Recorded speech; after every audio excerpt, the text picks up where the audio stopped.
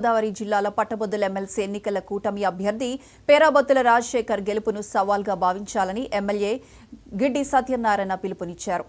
మామిడికుదురు మండలం పాసర్లపూడి కైకాలపేట టీడీపీ కార్యాలయంలో కూటమి నాయకుల సమావేశం జరిగింది. ఈ సమావేశంలో టీడీపీ కన్వీనర్ నామన రాంబాబు హాజరయ్యారు. ఎమ్మెల్సీ ఎన్నికల ప్రచారంపై కూటమి శ్రేణులకు నామన సూచనలు చేశారు.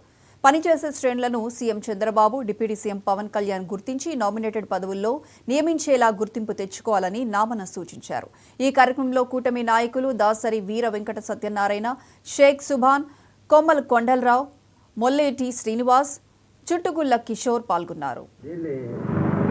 మన గౌరవ ముఖ్యమంత్రి వర్యులు నారా చంద్రబాబు నాయుడు గారు మరియు డిప్యూటీ సీఎం గారు పవన్ కళ్యాణ్ గారు మన ముందుంచినటువంటి ఇది ఒక ఛాలెంజ్. ఈ ఛాలెంజ్ని మనం ప్రత్యేకించి మన నియోజకవర్గంలో అత్యధిక మెజార్టీ వచ్చేటట్లు చూసి పనిచేసినట్లయితే ఈ విషయాన్ని ఎవరు ఏ విధంగా పనిచేశారనేది ముఖ్యమంత్రి గారు అదేవిధంగా ఉప ముఖ్యమంత్రి గారు తప్పనిసరిగా అబ్జర్వ్ చేస్తారు.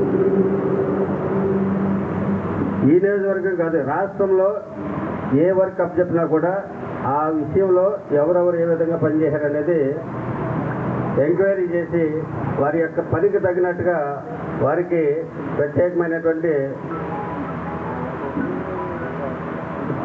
వాళ్ళకి ఒక పని అప్పచెప్పినప్పుడు వారు ఏం చేశారు ఏంటనేది చూసి దానికి బేసిక్గా నామినేటెడ్ పదవులు కూడా ఇవ్వడం జరుగుతుంది.